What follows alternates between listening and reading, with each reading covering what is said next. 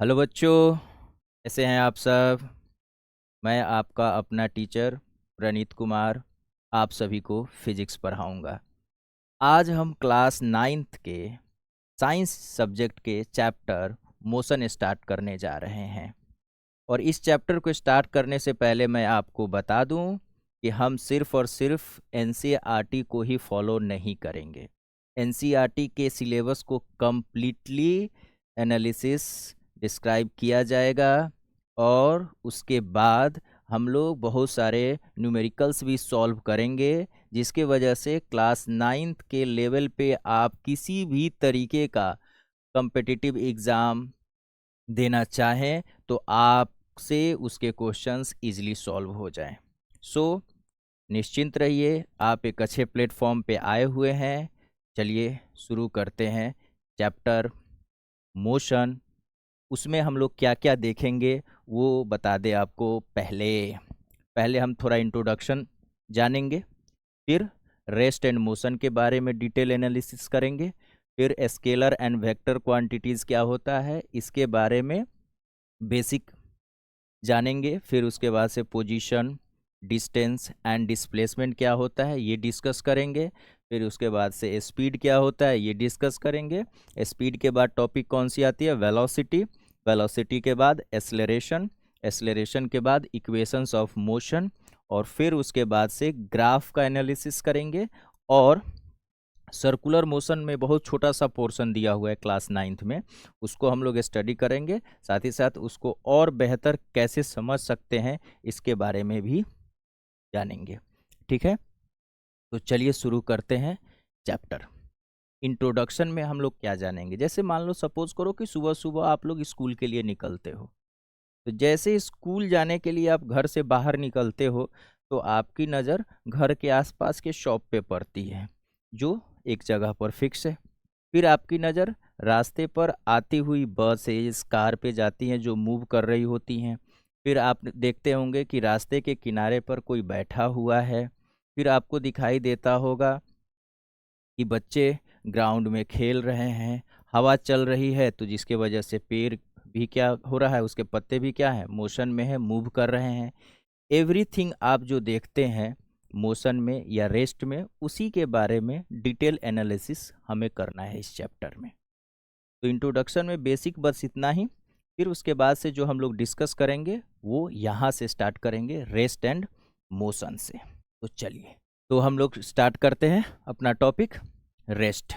Rest क्या होता है और फिर पढ़ेंगे मोशन क्या होता है। अगर सुनिएगा, ध्यान से सुनिएगा, अगर टाइम चेंज होने के साथ साथ पोजीशन ऑफ एन ऑब्जेक्ट भी चेंज हो रहा है, इसका मतलब कि ऑब्जेक्ट किस में है, मोशन में है। लेकिन टाइम चेंज होने के साथ साथ ऑब्जेक्ट का पोजीशन चेंज नहीं हो रहा है, इसका मतलब ऑब्जेक्ट किस में है, रेस्ट में है। रेस्ट का मतलब क्या होता है कि आप देख रहे हो किसी ऑब्जेक्ट को, उस ऑब्जेक्ट का पोजीशन टाइम चेंज होने के साथ साथ चेंज नहीं हो रहा है, इसका मतलब वो ऑब्जेक्ट आपको किस में दिखाई देगा, रेस्ट में दिखाई देगा। लेकिन आप किसी ऑब्जेक्ट को देख रहे हो, उसका पोजीशन टाइम चेंज होने के साथ साथ चेंज हो रहा है, इसका मतलब वो आपको किस में दिखाई देगा, मोशन में दिखाई देगा। जैसे मान लो आप स्कूल जाने के लिए अपने बस स्टैंड पे खड़े हो और आपके सामने से किसी और स्कूल की बस पास कर रही है, तो आपको वो बस किस में दिखाई देगी, रेस्ट में या मोशन में। तो आप बोलोगे कि सर मोशन में दिखाई देगी। क्यों? क्योंकि टाइम चेंज होने के साथ साथ हमने बस का पोजीशन चेंज होते हुए भी देखा, इसका मतलब कि वो बस किस में दिखाई दी, मोशन में दिखाई दी। उसमें का बैठा हुआ पैसेंजर आपको किस में दिखाई दिया, तो आप बोलोगे कि सर उसमें का पैसेंजर भी बैठा हुआ मुझे किस में दिखाई देगा, मोशन में दिखाई देगा। क्यों? क्योंकि जो पैसेंजर उस बस में बैठा हुआ है उसका पोजीशन चेंज हो रहा है टाइम के चेंज होने के साथ साथ, तो आपको वो मोशन में दिखाई दिया। लेकिन उस बस में तो वो अकेले पैसेंजर होगा नहीं, और भी ढेर सारे पैसेंजर्स बैठे हुए होंगे, तो उनमें बैठे हुए पैसेंजर्स एक दूसरे को किस में देखेंगे, रेस्ट में या मोशन में? तो आप बोलोगे कि सर जो बाकी के पैसेंजर्स भी उसमें बैठे हुए होंगे वो एक दूसरे को रेस्ट में देखेंगे। क्यों सर? क्यों? क्योंकि टाइम के चेंज होने के साथ साथ वो पोजीशन चेंज होते हुए एक दूसरे का नहीं देखेंगे। उनको लगेगा कि सर लास्ट वाला बस स्टैंड पे वो पैसेंजर सामने ही बैठा हुआ है, आगे के बस स्टैंड तक आ गए वो पैसेंजर उनके सामने ही बैठा हुआ है, और आगे जाने के बाद भी वो पैसेंजर उनके सामने ही बैठा हुआ है। यानी कि टाइम तो चेंज हो रहा है बट उस पैसेंजर का पोजीशन चेंज नहीं हो रहा है। तो उसमें बैठा हुआ एक पैसेंजर दूसरे पैसेंजर को किस में देखेगा, रेस्ट में या मोशन में? तो आप बोलोगे कि सर रेस्ट में दिखाई देगा। वही पैसेंजर आपको किस में दिखाई दिया था, मोशन में दिखाई दिया था। क्यों? क्योंकि आपने उस पैसेंजर का पोजीशन चेंज होते हुए देखा। जैसे जैसे टाइम चेंज हो रहा था उस पैसेंजर का आप पोजीशन चेंज होते हुए देखे, इसीलिए आपको वो मोशन में दिखाई दिया। लेकिन वो पैसेंजर को कोई और पैसेंजर जो उस बस में बैठा हुआ है वो किस में देखा, रेस्ट में देखा। क्यों? क्योंकि उसका पोजीशन उसने चेंज होते हुए नहीं देखा। तो सिंपल सा कंसेप्ट है कि रेस्ट क्या होता है एंड मोशन क्या होता है। सर रेस्ट क्या होता है? रेस्ट का मतलब होता है कि अगर किसी ऑब्जेक्ट का पोजीशन टाइम चेंज होने के साथ साथ चेंज हो रहा है तो वो ऑब्जेक्ट हमें मोशन में दिखाई देगा। लेकिन अगर उसका पोजीशन चेंज नहीं हो रहा है बट टाइम चेंज हो रहा है लेकिन उसका पोजीशन चेंज नहीं हो रहा है, इसका मतलब वो ऑब्जेक्ट हमें रेस्ट में दिखाई देगा। तो रेस्ट एंड मोशन का मतलब क्या होता है, आइए देखते हैं। If the position of an object is not changing with time with respect to surrounding then the object is said to be in rest। यानी टाइम चेंज होने के साथ साथ ऑब्जेक्ट का पोजीशन चेंज नहीं हो रहा है, किसके रेस्पेक्ट में, सराउंडिंग के रेस्पेक्ट में, तो हम क्या बोलेंगे, वो ऑब्जेक्ट सर किस में है, रेस्ट में है। लेकिन अगर position of an object is changing with time with respect to surrounding, अगर सराउंडिंग के रेस्पेक्ट में टाइम चेंज होने के साथ साथ ऑब्जेक्ट का पोजीशन भी चेंज हो रहा है तो हम ऑब्जेक्ट को किस में बोलेंगे, मोशन में बोलेंगे। किस में बोलेंगे, मोशन में बोलेंगे। चलिए समझते हैं। जैसे एक कार है, पहले यहां थी, कुछ टाइम के बाद ये कार यहां चली गई, कुछ टाइम के बाद ये कार यहां चली गई। इसका मतलब आप यहां से इसको देख रहे थे, पहले कार आपको यहां दिखाई दी, फिर यहां दिखाई दी, फिर आगे यहां दिखाई दी, तो आप क्या बोलोगे, तो आप बोलोगे कि सर इस कार का पोजीशन चेंज हो रहा है, टाइम चेंज हो रहा है, उसके साथ साथ इस कार का पोजीशन भी चेंज हो रहा है, तो ये कार हमको मोशन में दिखाई देगी। लेकिन मान लीजिए कि कोई कार आपके घर के सामने खड़ी है, सुबह में आपको यही दिखाई दी, दोपहर में आपको यही दिखाई दी, इवनिंग में आपको ये यही दिखाई दी, जब आप सोने जा रहे थे तो ये कार यही दिखाई दी। तो आप बोलोगे कि सर टाइम तो चेंज हुआ है, सुबह से शाम हो गई, शाम से रात हो गई, लेकिन कार का पोजीशन चेंज नहीं हुआ। इसका मतलब ये वाली कार मुझे रेस्ट में दिखाई देगी और ऊपर वाली कार आपको किस में दिखाई दी थी, मोशन में दिखाई दी थी। क्यों? क्योंकि ऑब्जेक्ट का पोजीशन चेंज हुआ है टाइम चेंज होने के साथ साथ, इसीलिए वो ऑब्जेक्ट हमें किस में दिखाई दी, मोशन। लेकिन दूसरी कार, उसका पोजीशन चेंज नहीं हुआ है, तो नहीं होने के वजह से आपको वो किस में दिखाई दी, रेस्ट में दिखाई दी। आई बात समझ में? एक और एग्जांपल लेकर देखते हैं। मान लीजिए कि आप अपने घर के छत पे खड़े हैं, सामने से एक रोड है, उस रोड से एक कार जा रही है, इस कार में एक सुंदर सा इंसान बैठा हुआ है। आपको बताइए वो सुंदर सा इंसान किस में दिखाई देगा, रेस्ट में कि मोशन में? तो आप बोलिएगा कि सर हमारे रिस्पेक्ट में कार में बैठे हुए इंसान का पोजीशन चेंज हो रहा है टाइम चेंज होने के साथ साथ। इसका मतलब कि वो इंसान हमको मोशन में दिखाई देगा। किस में दिखाई देगा? मोशन में दिखाई देगा। मान लीजिए एक दूसरा रास्ता है, उस पे एक कार खड़ी है और उस कार में एक और इंसान बैठा हुआ है। यहां पर एक इंसान बैठा हुआ है। अब ये आपको किस में दिखाई देगा? तो आप बताइएगा कि सर ये रेस्ट में। किस में? रेस्ट में। क्यों? क्योंकि इस कार का पोजीशन चेंज नहीं हो रहा है। टाइम तो चेंज हो रहा है बट इसका पोजीशन चेंज नहीं हो रहा है। इसका मतलब कि ये कार हमको किस में दिखाई देगा? रेस्ट में। इसमें बैठा हुआ पैसेंजर किस में दिखाई देगा? रेस्ट में। बट ये कार मोशन में है। क्यों? क्योंकि टाइम चेंज होने के साथ साथ इसका पोजीशन भी क्या हो रहा है? चेंज हो रहा है। अच्छा, ये जरूरी नहीं है कि जो आपको रेस्ट में दिखाई दे वो रेस्ट में ही हो। क्या मतलब हुआ सर? कि जो रेस्ट में है मतलब रेस्ट में है, जो मोशन में है तो मोशन में है? नहीं, ऐसा जरूरी नहीं है। ये देखने वाले पे डिपेंड करता है कि कहाँ से देख रहा है। उस पे डिसाइड होगा कि उसको वो ऑब्जेक्ट रेस्ट में दिखाई दे रहा है या मोशन में। फॉर एग्जाम्पल, मान लीजिए कि आप यहां पर ध्यान से देखिएगा। आप यहां पर हैं, ठीक है, एक कार जा रही है, उसमें ढेर सारे पैसेंजर्स बैठे हुए हैं। तो आपको कार किस में दिखाई दी? वो तो सर समझ में आ गया, मोशन में दिखाई देगी। उसमें बैठा हुआ पैसेंजर आपको किस में दिखाई देगा? ये भी समझ में आ गया सर, मोशन में दिखाई देगा। ठीक है, आपको पैसेंजर्स किस में दिखाई दे रहे हैं? मोशन में दिखाई दे रहे हैं। बात समझ में आ गई। अब बताइए, ये वाला पैसेंजर इसको रेस्ट में देखेगा कि मोशन में देखेगा? तो आप बोलोगे कि हाँ सर, ये वाला पैसेंजर इसको रेस्ट में देखेगा। क्यों? क्योंकि ये देखेगा कि ये इंसान सुबह में भी मेरे पास ही बैठा हुआ था, दोपहर में भी मेरे पास ही बैठा हुआ है, इवन इवनिंग हो गई ये मेरे पास में ही बैठा हुआ है, अब सोने का टाइम हो गया ये इंसान मेरे पास में ही बैठा हुआ है। इसका तो पोजीशन ही चेंज नहीं हुआ मेरे रिस्पेक्ट में। तो मेरे रिस्पेक्ट में पोजीशन चेंज हुआ नहीं, इसका मतलब ये मुझे किस में दिखाई देगा? रेस्ट में दिखाई देगा।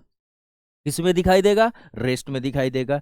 तो अब बात समझ में आई कि जो आपको रेस्ट में दिखाई दे ये जरूरी नहीं है कि किसी और को मोशन में दिखाई दे। या मोशन में आपको जो दिखाई दिया, फिर से सुनिएगा, ध्यान से सुनिएगा, ये जरूरी नहीं है कि जो ऑब्जेक्ट आपको रेस्ट में दिखाई दे वो दूसरे को भी रेस्ट में ही दिखाई दे, वो मोशन में भी दिखाई दे सकता है। आई बात समझ में? ये सिंपल डिपेंड करता है कि देखने वाला कहाँ से देख रहा है। जैसे आप सभी को पता है कि अर्थ रिवॉल्व्स अराउंड द सन, सन के अराउंड अर्थ रिवॉल्व करता है। ठीक है भाई, अब सन से कोई ऑब्जेक्ट देखेगा अर्थ पे तो वो किस में दिखाई देगा? रेस्ट में कि मोशन में? तो आप बोलोगे कि सर मोशन में दिखाई देगा। लेकिन मान लो अभी मैं इस क्लासरूम में बैठा हुआ हूँ, मैं इस क्लासरूम में जितने भी ऑब्जेक्ट्स रखे हुए हैं उसको किस में देख रहा हूँ? तो आपका रिप्लाई होगा कि सर आपको तो रेस्ट में दिखाई दे रहा होगा।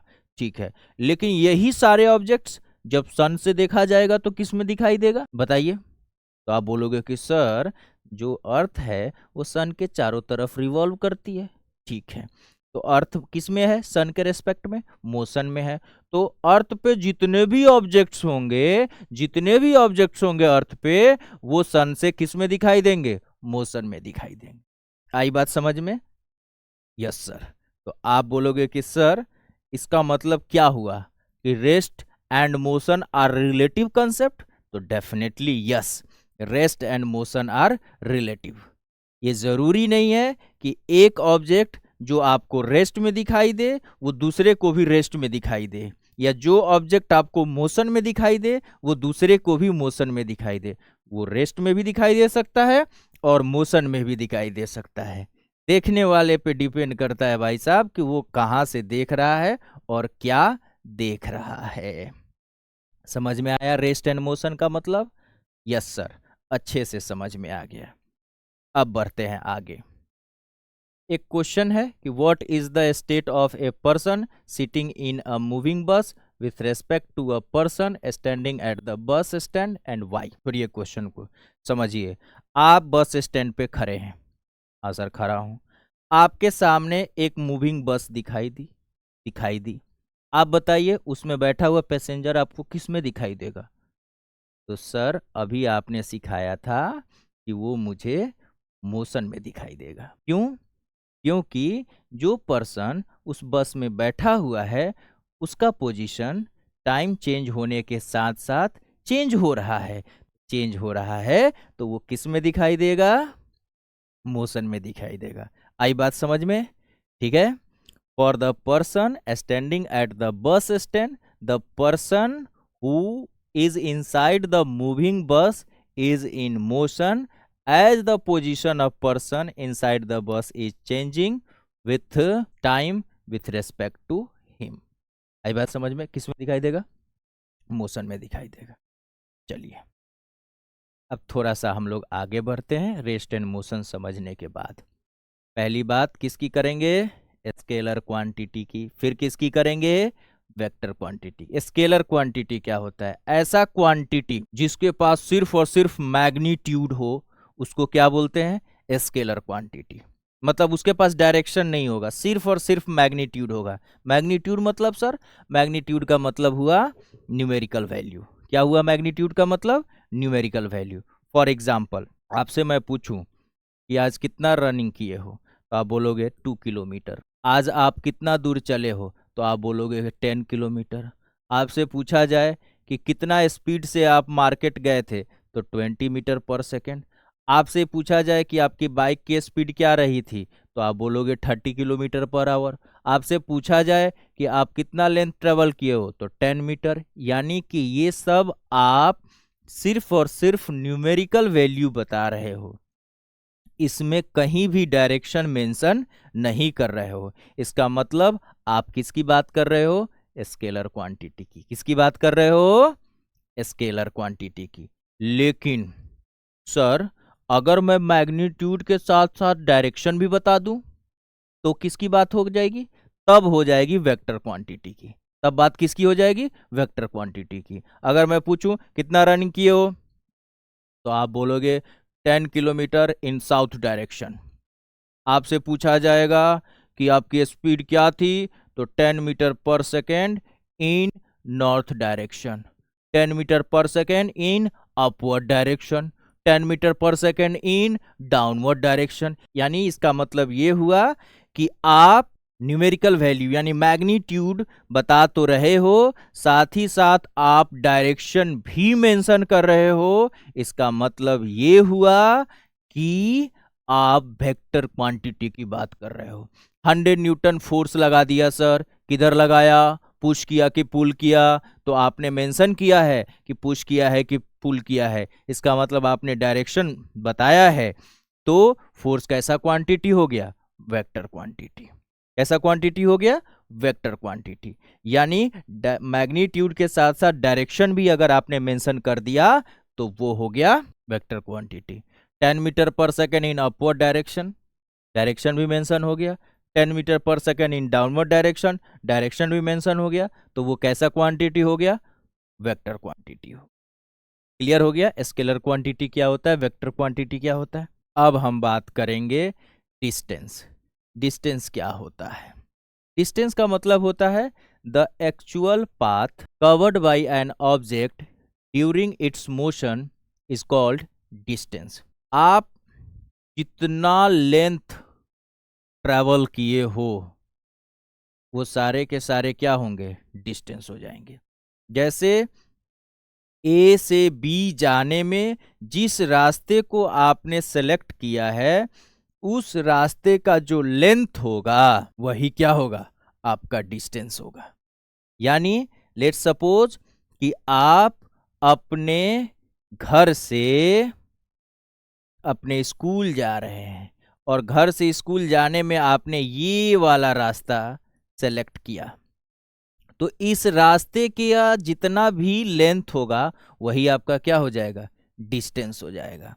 यानी मान लीजिए आपने ये वाला रास्ता सेलेक्ट किया तो इस रास्ते का जो लेंथ होगा जो लेंथ होगा वही आपका क्या हो जाएगा, डिस्टेंस हो जाएगा। मान लीजिए आपने ये वाला रास्ता सेलेक्ट किया, आप इधर से जाना पसंद किए, तो इस रास्ते का जो लेंथ होगा वही क्या हो जाएगा, डिस्टेंस हो जाएगा। इसीलिए बोला गया है कि the actual path covered by an object during its motion is called distance.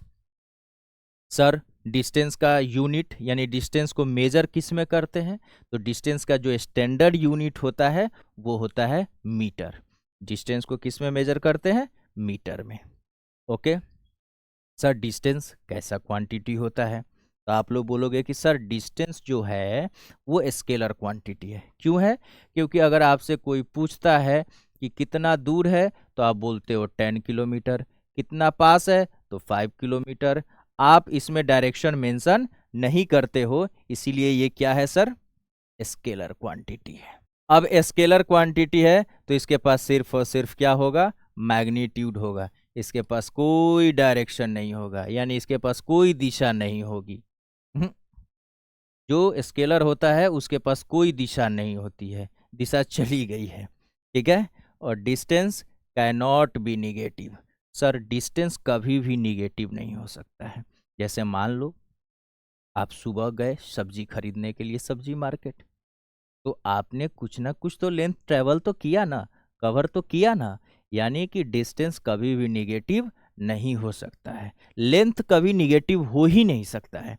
आपने सुना है क्या कि -10 मीटर का लेंथ है, -20 मीटर का लेंथ है, ऐसा तो नहीं सुना है। इसका मतलब डिस्टेंस कभी भी निगेटिव नहीं होगा। अब डिस्प्लेसमेंट क्या कहता है, the shortest path between initial and final position is known as displacement.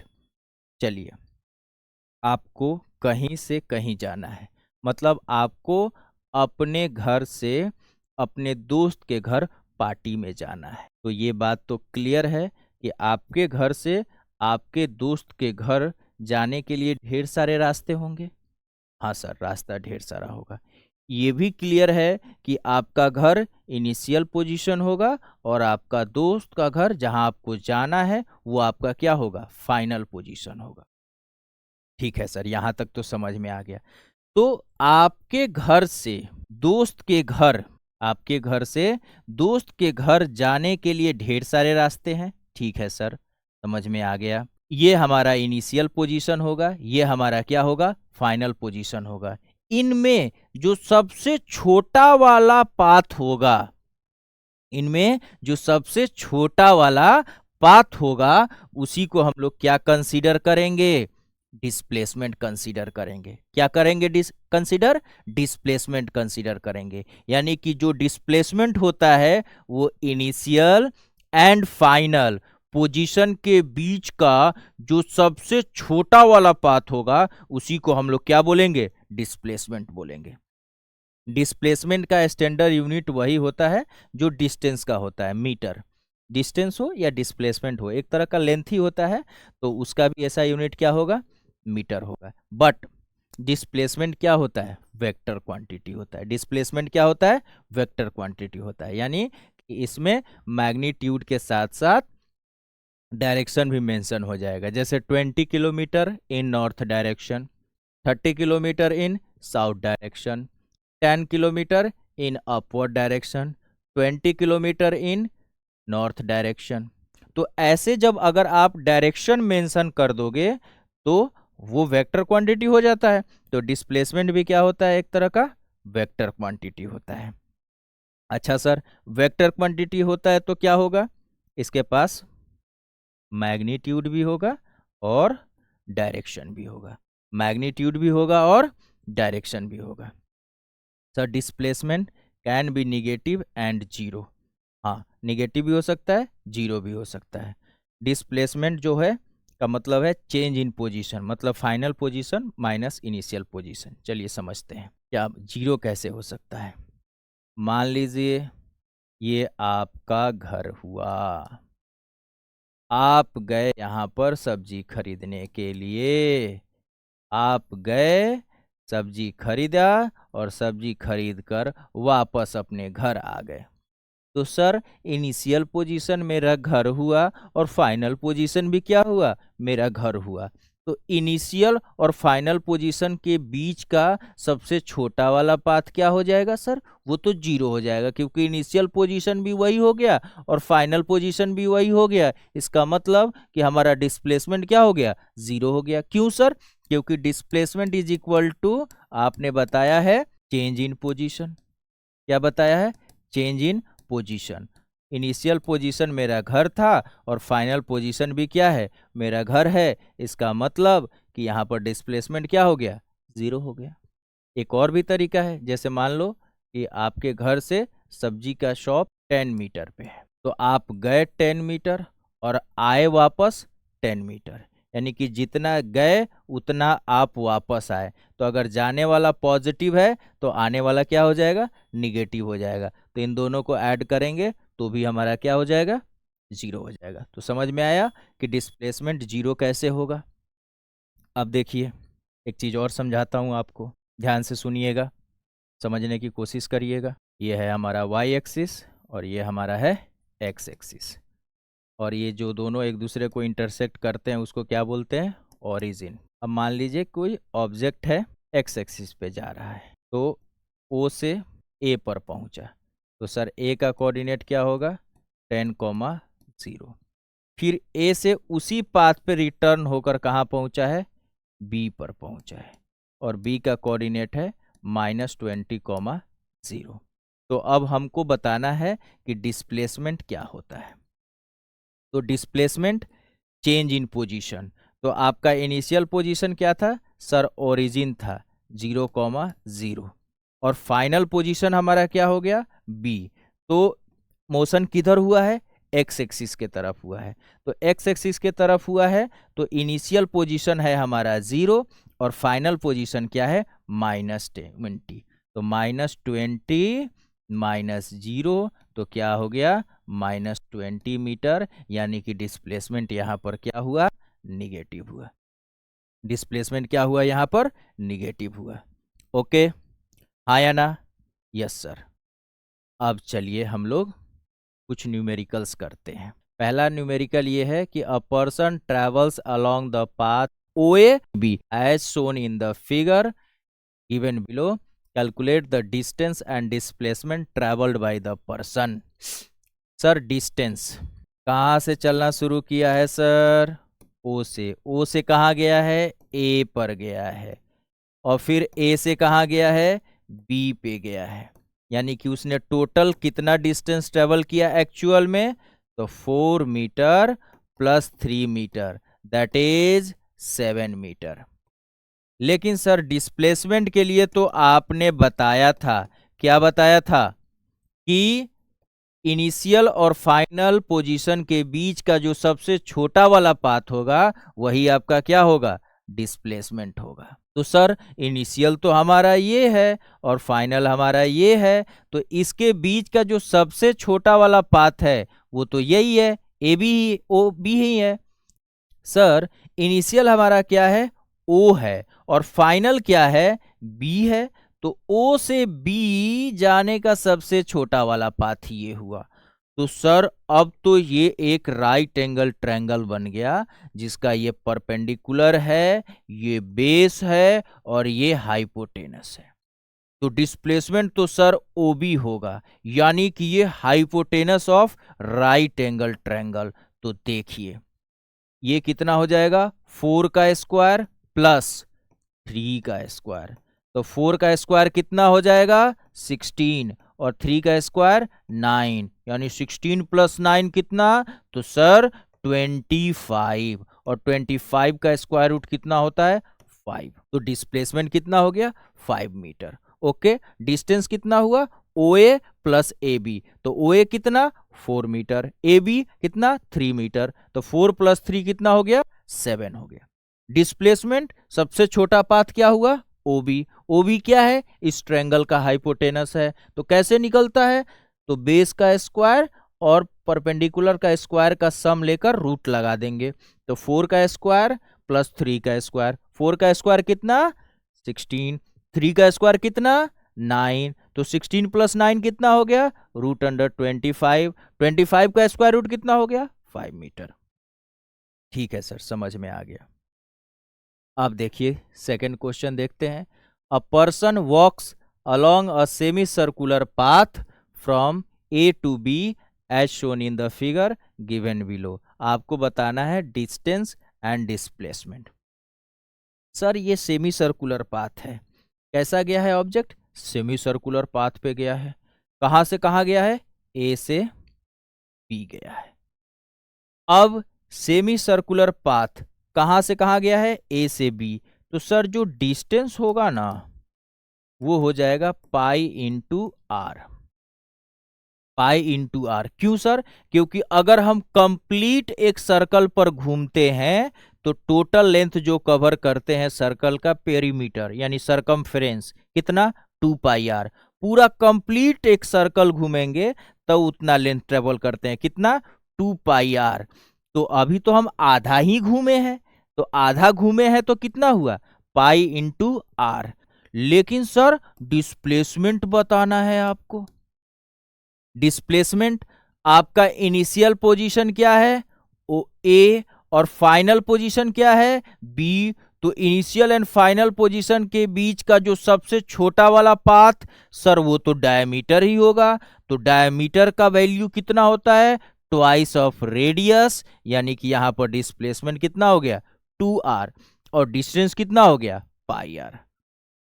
Metre में आप लिख सकते हैं। नेक्स्ट कह रहा है कि displacement of a person moving from A to B along a semi circular path of radius r is 100 meter. What is the distance travelled by him. Semi circular path पे डिस्प्लेसमेंट कितना होता है बताइए, semi circular path पे displacement होता है sir twice of radius यानी कि डायमीटर के इक्वल। तो इसकी वैल्यू दे रखी है कितनी, 100। तो रेडियस कितना हो गया, 100/2 दैट इज 50 मीटर। अब पूछा क्या है, डिस्टेंस। तो सेमी सर्कुलर पाथ का डिस्टेंस कितना होता है बताइए, सेमी सर्कुलर पाथ का डिस्टेंस कितना होता है, तो आप बोलोगे पाई इंटू आर, और पाई का वैल्यू कितना होता है, 22/7 इंटू 50। तो 5 2 जा 10, 5 2 जा 10 और 1 11 और एक 0 यहाँ पर आ गया और 7। तो डिस्टेंस हो गया पाई इंटू आर। पाई का वैल्यू 22/7 इंटू 50। सर हम तो पाई का वैल्यू अगर 3.14 ले ले तो कोई बात नहीं, आप ले लीजिए। तो 5 4 जा 20, 5 1 जा 5 और 2 हो जाएगा 7 और 5 3 जा 15 और एक 0 पहले से। तो डेसिमल के बाद 2 0 ऐसे लगा देंगे तो कितना आ जाएगा, 157 मीटर। अगर आप इसको कट करोगे तो अप्रॉक्स वैल्यू उतनी ही आएगी। आई बात समझ में। अगर इसको सॉल्व करोगे तो अप्रॉक्स में उतना ही आएगा। तो कोई दिक्कत नहीं, आप 3.14 भी ले सकते हो और आप 22/7 भी ले सकते हो, इससे कोई लेना देना नहीं है कि ये लिया वो लिया, नहीं। आज के वीडियो में हम लोग इतना ही डिस्कस करते हैं, फिर उसके बाद जो नेक्स्ट वीडियो आएगी तो उसके बाद और भी बहुत सारे क्वेश्चंस हैं डिस्टेंस और डिस्प्लेसमेंट पे, उसके बारे में हम लोग डिस्कस करेंगे। आज के लिए इतना ही, थैंक यू।